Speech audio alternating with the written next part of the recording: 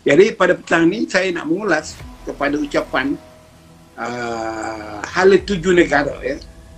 Sebab ucapan pada petang tadi hanya ucapan terima kasih Perdana Menteri kepada semua rakyat Malaysia dan juga kepada Tan Sri Muhyiddin sendiri ikut, iaitu untuk mengucapkan terima kasih terpilih menjadi Perdana Menteri dan juga kepada 114 orang ahli parlimen. Jadi saya adalah membaca kenyataan yang dibuat oleh Timbalan Presiden Parti Bersatu yang mengatakan bahawa dia mempunyai 51 kursi. Jadi kalau kita kata 51 kursi bukan berarti dia kuat, kerana kursi sekarang 114. Jadi ada lebih kurang 63 kursi dan bukan Perikatan Nasional. Dan itu 63 ini adalah lebih kuat daripada 51. Jadi tidaklah menunjukkan bahawa Parti Bersatu ini boleh membuat keputusan mutlak atau mengarahkan Perdana Menteri dari UMNO, termasuk siapa-siapa yang nak dilantik timbalan Perdana Menteri. Dan saya penuh percaya pendekatan ini dibuat secara kesinambungan. Tidak ada jawatan timbalan Perdana Menteri. Sebaliknya seperti biasa, ialah akan diteruskan dalam konsep Menteri Kanan 1, 2 atau 3, yang mana dilihat adalah lebih baik dan menepatinya, kecuali pelantikan Datuk Seri Ismail Sabri Yaakob dahulu adalah kerana kepentingan politik, kerana desakan politik masa itu tanpa berunding dengan Presiden Parti. Tan Sri Muhyiddin telah mengumumkan bahawa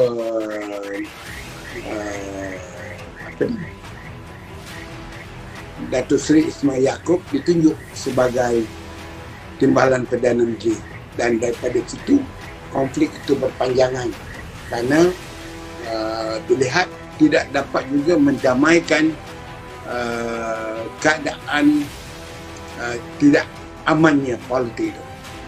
Jadi tuan-tuan dan puan-puan, satu perkara yang menarik ucapan sulung Perdana Menteri pada petang tadi ialah untuk tagline dia, iaitu keluarga besar Malaysia. Jadi dengan itu kerajaan ini adalah kerajaan keluarga besar Malaysia, ataupun boleh dipanggil kerajaan rakyat Malaysia, kerana dia berbilang parti dan juga terlampau menawarkan berperanan kepada parti pembangkang untuk menyertai Majlis Perundingan Pemulihan Negara. Bagaimanapun belum apa-apa lagi, Setiausaha Agung DAP telah memperlecehkan dengan mengatakan tidak mau itu, tak mau ini, jangan dijadikan rubber stamp dan sebagainya. Jadi inilah masalah kita di dalam, bukan saja dalam politik, di dalam pertubuhan-pertubuhan lain begitu. Apabila ditawarkan untuk bekerjasama, kita sudah negatif. Tidak langsung kita melihat sebagai satu konsep yang kita boleh bekerjasama, menyertai dulu. Kalau kita fikir tidak berminat, perjalanannya tidak betul, kita keluar. Jadi nampaknya jelas bahawa DAP masih lagi tidak mahu menerima hakikat untuk bekerjasama untuk membina negara ini di atas sebab bencana yang berlaku sekarang. Kita kena ingat kita berada dalam bulan Ogos, banyak peristiwa bencana dalam bulan Ogos ini. Daripada dulu lagi, kalau kita baca betul-betul sejarahnya, banyak yang berlaku. Yang berlaku dalam bulan Ogos. Maklumlah bulan Ogos bagi masyarakat Cina sembahyang hantu. Jadi banyak hantu berkeliaran dalam bulan Ogos ini. Jadi tuan-tuan dan puan-puan sekalian, dalam konsep kerajaan rakyat ini melalui keluarga besar Malaysia, dan kata Perdana Menteri, kerja bersama rakyat satu slogan yang pernah dibawa oleh Tun Abdullah waktu dia jadi Perdana Menteri, tetapi akhirnya gagal menangani isu kerja bersama rakyat ini, dan rakyat menolaknya pada pilihan raya 2008, walaupun pada pilihan raya 2004 hanya 4 tahun dia menang majoriti besar, tapi 4 tahun kemudian UMNO, Barisan Nasional, hilang majoriti 2/3. Di mana silap dia? Ialah kerana pertama sekali beliau dilihat sebagai seorang Perdana Menteri yang tidak cergas. Media sosial menggambarkan dia sebagai seorang Perdana Menteri yang tidur dalam majlis-majlis kerajaan. Kemudian tu propaganda yang dibuat termasuk oleh saya sendiri akan wujudnya kerajaan 3 beranak yang melibatkan menantu dia, melibatkan anak dia, melibatkan isteri dia, yang dipanggil kerajaan 3 beranak. Jadi tagline kerajaan 3 beranak itu telah diterima sebagai satu kelemahan kepada kerajaan Abdul Ahmad Badawi masa itu, walaupun dia buat yang terbaik dan konsep Islam hadarinya, tapi ditolak oleh. Jadi kemudian dipimpin oleh Najib Tun Razak pula menghadapi masalah kerajaan suami isteri yang mana isinya terlibat di dalam beberapa perkara, kemudian kes yang tidak dapat diperjelaskan, bukan saja isu YNDB, kelebihan kuasa yang diberi kepada Rosmah Mansur, isteri seorang Perdana Menteri dan sebagainya, yang akhirnya merosakkan imej. Dari itu kita sekarang kena juga masuk mengkaji Mahyudin Yassin pula, seorang yang diketahui tidak berapa sihat menghadapi penyakit yang dikatakan kanser, walaupun dilihat boleh membaca doa dan sebagainya, tapi rakyat tahu bahawa dia tidak bekerja sepenuhnya selama 4 jam sahaja, tidak seperti Dr. Mahathir walaupun bekerja 18 jam waktu dia dilantik jadi Perdana Menteri yang kedua. Tetapi kesilapan Dr. Mahathir ialah terburu-buru, bukan terbulu-bulu mengambil tindakan kepada dendam politiknya dengan Najib Razak. Sepatutnya dia memberi ruang sekurang-kurangnya setahun lebih awal, sekurang-kurangnya setahun selepas pemerintah dia, baru dia ambil tindakan kepada Najib Razak, ahli-ahli UMNO ni. Dia nampak bahawa perjalanan siasatan itu berlaku memakan masa, tapi apa yang berlaku besok pagi tak ada jawatan, lusa dah selongkar rumah dia, lepas itu datang beberapa pertuluhan dan sebagainya, dan kemudian itu pula memecat pegawai kerajaan, menutup beberapa agensi sara hidup orang seperti SPAT, Suruhanjaya Pengangkutan Awam Darat Malaysia, tutup jasa, dan juga banyak dasar-dasar itu yang akhirnya mereka ini semua terbuang kerja, tidak ada pendapatan, hanya berdoa untuk orang yang dizalimi dia inayatkan. Jadi kedatangan Allah itu untuk menghukum atau menerima doa orang-orang yang menzalimi seperti Dr. Mahathir waktu mula berkuasa dulu, ialah tak sampai 22 bulan perpecahan dalam parti dia, dikhianati oleh partinya, dan dia terpaksa meletakkan jawatan. Di sini Dr. Mahathir, dia seorang sekular, dia tidak memahami kenapa jadi begitu. Soal politik, soal kedua. Tahukah dia antara sebabnya ialah kerana doa orang-orang yang dizalimi. Berapa ribu orang bekerja jasa yang tidak diberikan ganjaran, pembayaran, penamatan yang yang secukupnya. Patutnya bagilah mereka sekurang-kurangnya 2 bulan gaji sebelum ditamatkan jawatan, supaya mereka dalam 60 hari boleh mencari kehidupan lain. Begitu juga berapa pegawai kontrak dan sebagainya.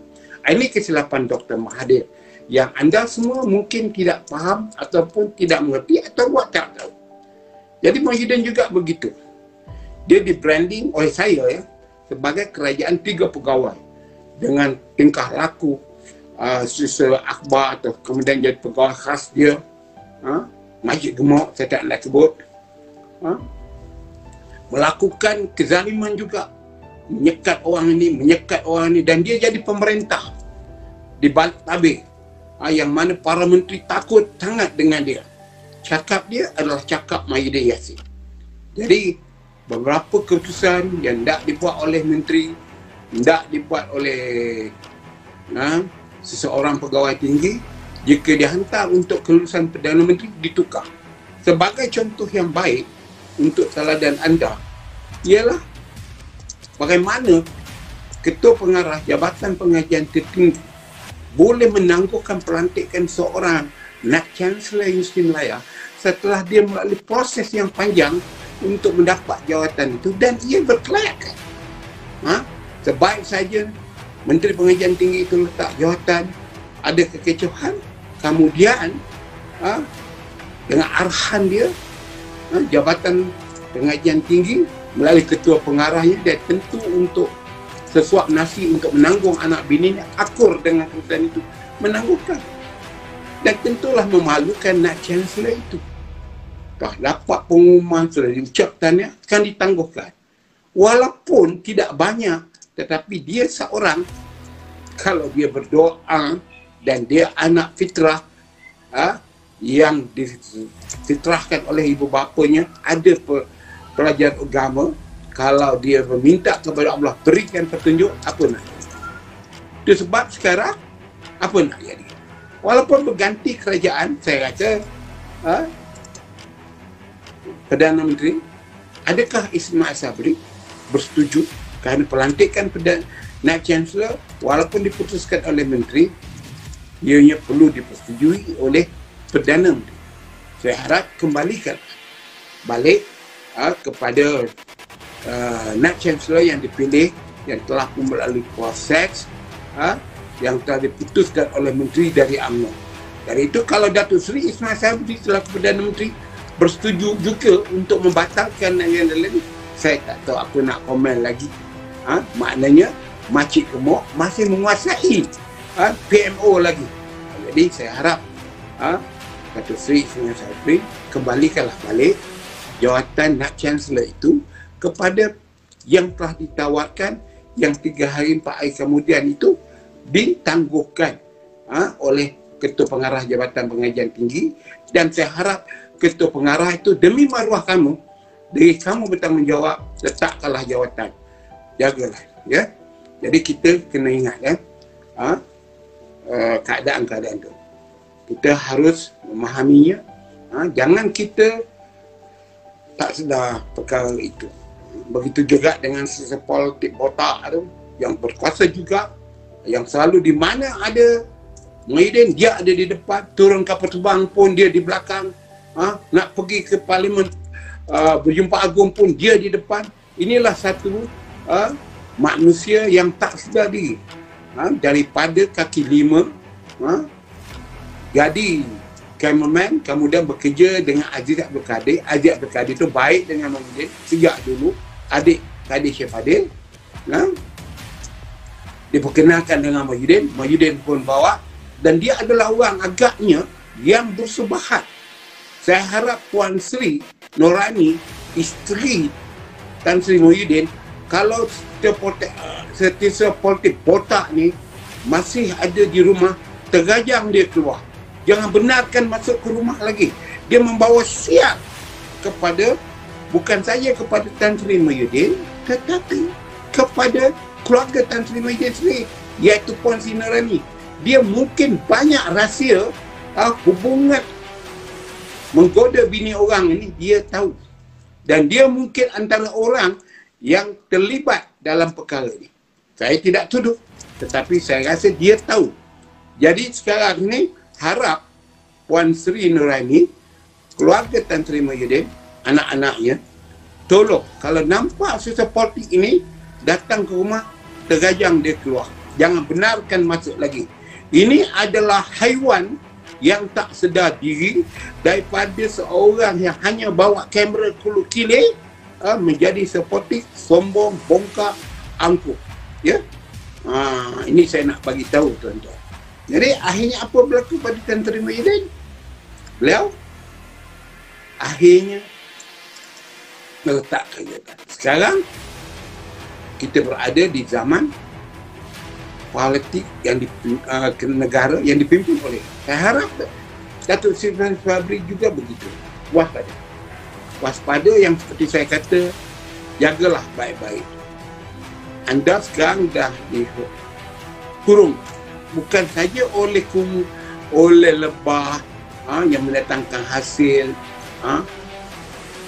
dan sebagainya, tetapi juga dikurungi oleh langa-langa dan lalat yang tentu akan hinggap di dalam PO membusukkan PMO. Jadi waspada orang-orang itu. Mereka tak ada kepentingan lain melainkan untuk mencari peluang kekayaan diri mereka sendiri. Jadi saya harap Datuk Ismail kata bahawa dia orang susah, dia orang susah daripada Kelantan, keluarganya berhijrah ke Pahang, dia membesar di Pahang dalam usia kecil lagi. Jadi akhirnya dia dikira sebagai rakyat Pahang. Kerana kalau ada orang tanya saya kenapa orang Pahang, dia bukan orang Pahang, orang Kelantan. Saya kata dia lahir tahun 60. Jadi 61 di Pahang. Kalau di Amerika, 14 tahun di Amerika, 15 tahun di Amerika, you boleh jadi presiden. Apalah ada, sudah lebih daripada 60 tahun lahir di Pahang, tak boleh jadi.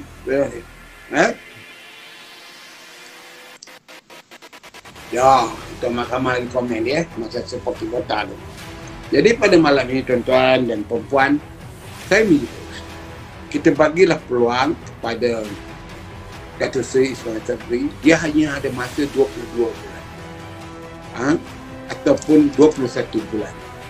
Jadi dalam 21 bulan ini dia cuba sedaya upaya untuk pandemik ini atau COVID-19 ini menurun dengan baiknya. Kita berdoa kerana masalah COVID-19 ini adalah satu perkara yang bukan berlaku di negara kita, juga berlaku di lain negara.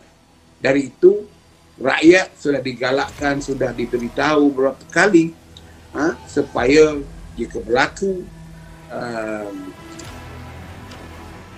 keadaan yang demikian dalam normal baru kita, tak ada mustahaknya kita, tak ada pentingnya duduklah di rumah. Kalau kita keluar pun seorang diri dengan tujuan untuk membuat satu perkara yang diperlukan, membeli makanan, membeli bahan makanan, untuk membayar bil. Tapi bayar bil pun sekarang dah tak perlu untuk pergi ke kaunter melalui digital saja. Jadi rakyat sekarang ni tuan-tuan dan perempuan, kalau kita terus berkonfrontasi dengan kerajaan, kita terus tidak memberi sokongan kepada rakyat, kerajaan, yang lapar, yang susah adalah kita semua. Dan itu dalam kerajaan yang menggelarkan diri kerajaan rakyat Malaysia, kita tengok dulu, bagi peluang 100 hari itu, apakah perancangannya. Saya tak merasa begitu penting untuk seperti mana orang tanya apalah kebolehan seorang peguam menjadi seorang Perdana Menteri.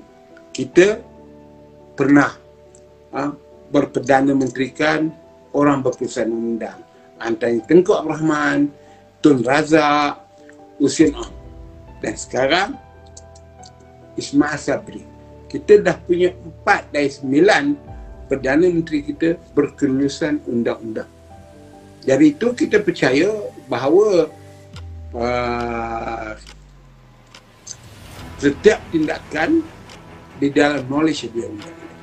Jadi saya haraplah kita semua sokong sementara ini kepada Perdana Menteri, kita khasnya ahli-ahli UMNO.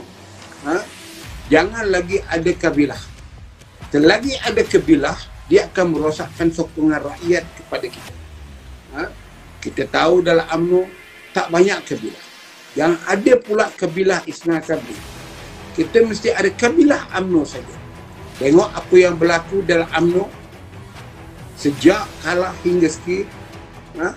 Ada 4 kabilah. Kalaupun kluster yang ada dalam UMNO, kluster Zahid, kluster Najib, kluster Isyamuddin, kluster Mat Hassan, 4 ini dah jadi kluster dalam politik UMNO, atau kita panggil selalunya ialah kabilah. Inilah kabilah dia. Macam saya tak ada kabilah. Saya tak peduli. Kau betul, tak betul, kau tunggu. Inilah yang kena dilihat, kena difikirkan untuk masa depan negara ini. Kalau kita masih lagi kata orang di Sembilan ya, bercokak ya, susahlah. Bukan susah pada kerajaan, susah pada kita. Kita kena damai dan kita haraplah parti politik yang tak dapat membentuk kerajaan, teruskan usaha anda untuk memenangkan hati rakyat, kerana peluang terbesar anda ialah pilihan raya yang ke-15 nanti, yang mungkin diadakan 21 bulan ke depan ini. Jadi siapkan. Jadi janganlah untuk menjadi kritik, memanaskan keadaan tanpa kita buat sesuatu. Jadi kita haraplah kepada Perdana Menteri yang baru, Datuk Seri Ismail Sabri, pastikan anggota kabinetnya orang yang rakyat tak suka. Macam Mak Bonda tau, ada orang panggil Mak Lampir.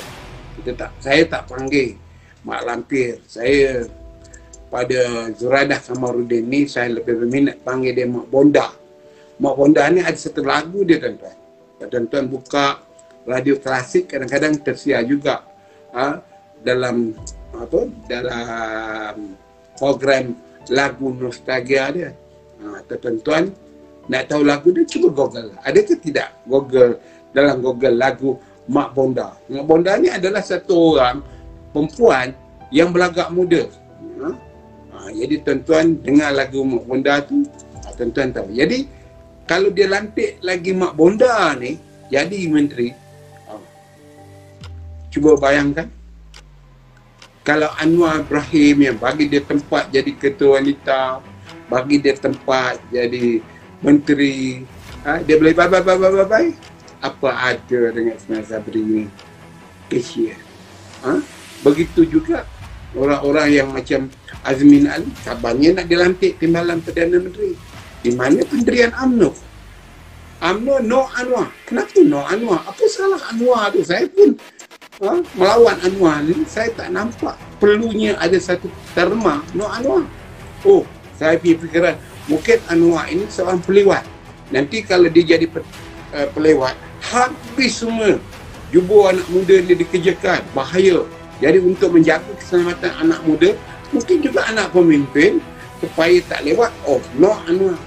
Tetapi dalam masa yang sama, UMNO kabarnya nak melantik Azmin Ali sebagai timbalan Perdana Menteri. Apa nak jadi negara ini? Kalaulah negara ini timbalan perdananya Azmin Ali, yang jelas video dia, yang saya katakan dinafikan, dipertahankan oleh Hamid Badu, waktu dia tak sangat berhenti, di samping menimbulkan salah laku, bergaduh dengan menteri dalam negeri, menimbulkan polemik. Saya nak tunggu sangat dia punya kenyataan. Bagaimana pihak polis cuba untuk mengungkapkan isu isu Azmin Ali ni soal liwatnya. Dia tak sebut sepatah pun. Tetapi kita sebagai rakyat masih ingat lagi. Dia mengatakan gambar itu kabur lah, inilah. Dia tidak mengatakan tidak. Tetapi memberi alasan sebagai penguasa, sebagai penyata bahawa maknanya tak cukup evidence. walaupun yang jadi mangsa dah buat laporan polis, buat kenyataan, ada video dia. Jadi saya pun tak faham Amir Badur ni apa sikap dia terhadap perkara amar ma'ruf nahi munkar, melainkan retorik waktu nak pencen dulu. Jadi tuan-tuan dan perempuan, hari ni orang kata no Anwar, tapi semua kabinet yang dibuat oleh Facebook semua ada gambar Anwar timbalan Perdana Menteri. Cuba tuan-tuan tengok balik. Jadi kita pun tak faham apakah motif mereka sekarang ni. Adakah untuk menekankan, mensetkan, ingatkan, beritahukan popularitinya Azmin Ali ini, yang calling sign calling sign dia atau quote dia semburit, dulu liwat, sekarang semburit. Tak tahu di mana datang ayat semburit, saya tak tahu. Jadi inilah yang kita kena fikirkan, siapakah kita itu UMNO. Kalau UMNO melantik juga, maka jelaslah Pakatan Parti Pejuang, Parti Perikatan Nasional, di dalamnya ada PAS, kemudian diikut oleh UMNO, bahawa sebenarnya lewat ini dikenakan pada Anwar Ibrahim dulu betul-betul kerana politik, kerana keempat-empat ini bersetuju untuk dinaikkan takhta, diletakkan di singgasana seorang yang ada gambar lucah jantan sama jantan sebagai dulu menteri, kemudian menteri kanan, sekarang timbalan Perdana Menteri. Macam mana ni orang akan melihat bagaimana nanti generasi yang belajar sains politik 30 tahun akan datang akan membuat kajian terhadap UMNO, terhadap PAS ni. Ini yang kita kena fikir. Dan saya harap Datuk Seri Ismail Sabri, juga kawan saya daripada zaman muda, supaya memikirkan buruk baik. Anda sebagai Perdana Menteri ada prerogatif. Tak boleh siapa pertahankan, cuba mempertikaikan kebesaran anda untuk melantik para menteri atau menggugurkan menteri. Jadi kalau anda mengekalkan menteri-menteri yang ada dulu, yang dilihat menghadapi impak yang teruk terhadap kepentingan negara ni, seperti Menteri Kesihatan yang gagal itu, maknanya betul lah dikatakan oleh sebilangan besar rakyat tidak berpolitik yang duduk di tepi jalan, simpang jalan, kedai kopi, bahawa kerajaan ini ialah kerajaan PN2, Perikatan Nasional Kedua, bukannya satu perubahan besar pun. Jadi saya mintalah Datuk Seri Ismail Sabri dan siapa yang mendengar video saya yang rapat dengan dia, pergilah bisik dengan dia bahawa isu Azmin Ali ni kalau boleh keluarkanlah dia terus menjadi menteri. Kita kena ingat bagaimana kontroversinya terhadap dia menjadi menteri MITI dengan masalah pembukaan kilang dan sebagainya.